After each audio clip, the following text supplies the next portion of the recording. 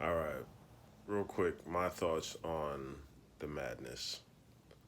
Um, I think black people need to have a better strategy.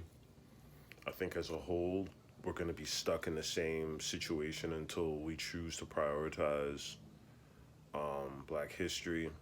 Because if you don't know, not even just black history, but racist history, you have to be an expert on what racism is before you can fight it, before you can combat it.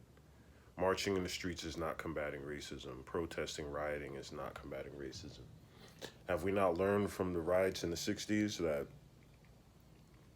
all it does is destroy our own neighborhood and leave us with cities to deal with on our own? The government don't give a fuck about you. So if you destroy the shit like a child, well, I don't like what's happening, so I'm gonna break things and destroy things and set things on fire. The government's like, okay, we have a plan for that too. How about the National Guard? How about the military in them streets? What you gonna do then? But go inside, because you don't have enough guns and enough technology to go against the actual government physically.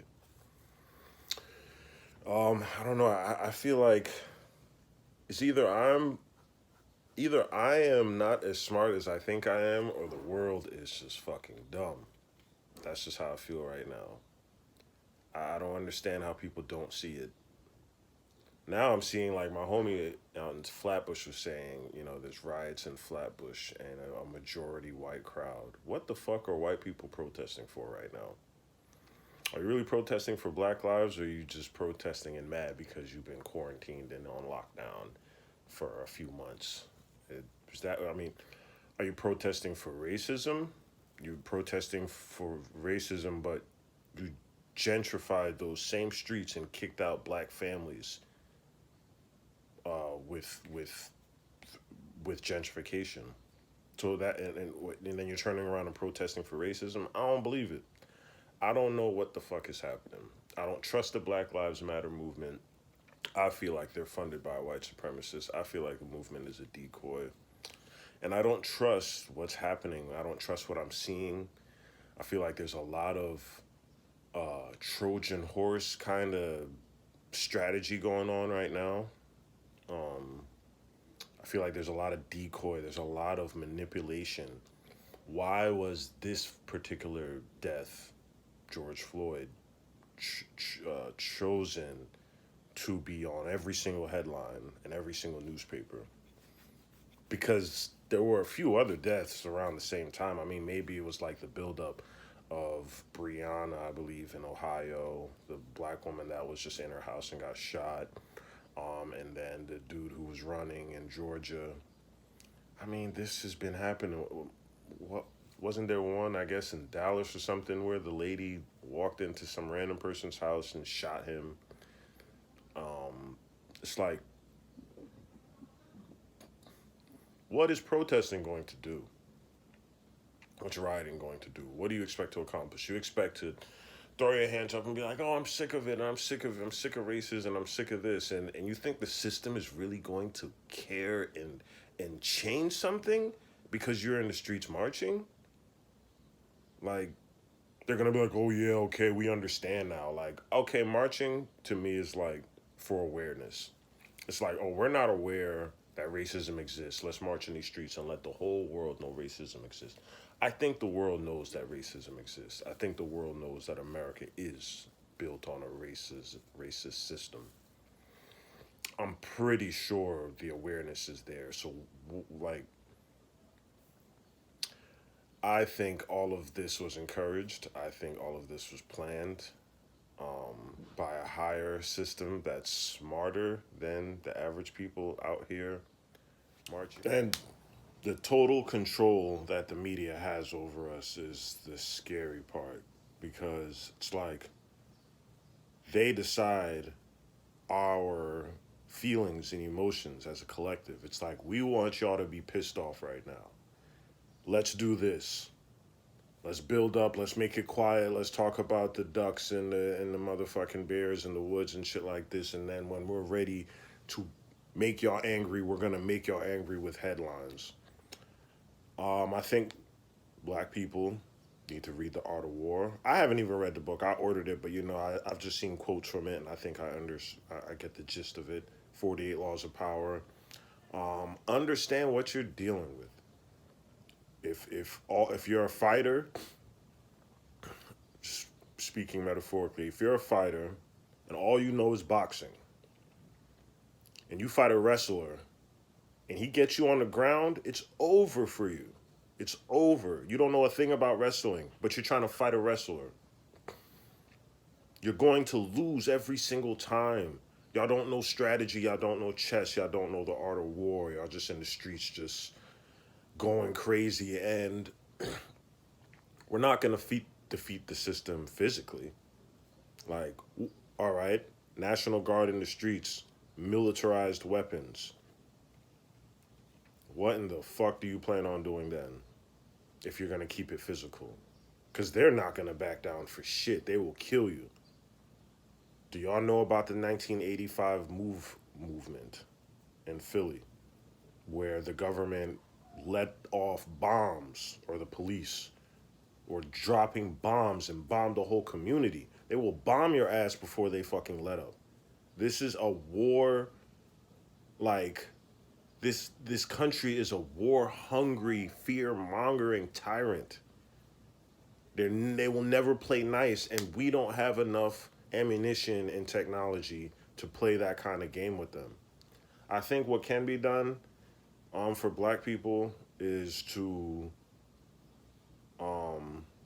tighten up the codes, tighten up the moral codes. I think black love is key, raising black families, building a strong black foundation, learning the history, learning what you're dealing with in this society as far as racism is concerned, learning the power, the structure of racism, really learning what the true agenda is, sticking to a code, putting your race before everything, before your gender, before your sexual orientation, before your religion. Put your race before everything. Become a strong foundation, become a real community, and the real war will start then. That's when the bombs will start coming back down again. Or maybe not. Maybe it's just like black people build a strong enough foundation to where it's like, yeah, y'all won't be able to just be killing unarmed black people anymore because we will stop funding this organization. We will stop voting. Voting, I mean, don't get me started on that. Like, damn, they just really have us in a frenzy out here. They really have us lost. And some people out there really think voting is gonna make a change. What politician isn't corrupt? Like, what president has not been corrupt? Every single president has done some corrupt shit. Why? I think it's the lazy route, honestly. I think it just comes with foundation. It comes from an actual community and really watching the strategy that's being played on you. And yeah, that's my words on it. Real strange, confusing times. Share this with somebody if you think I'm speaking any type of truth. I really don't know what's happening, to be quite honest. I'm just talking my truth and what I think and what I see. But I know for damn sure that we will not win a physical war against the United States of America.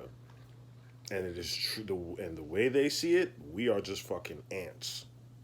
They will fucking kill us. They will drop bombs on us like they did in the past, like they did on Black Wall Street, like they did 1985 Philly bombing. That's how they play. Y'all ain't ready to play them type of games. So be smarter. Just be smarter. Yeah, that's it. Peace. One last thing to my other races out there. I feel like I talk to black people a lot. But if you're non-black and you want to help, holding up a sign in the streets saying Black Lives Matter is not really...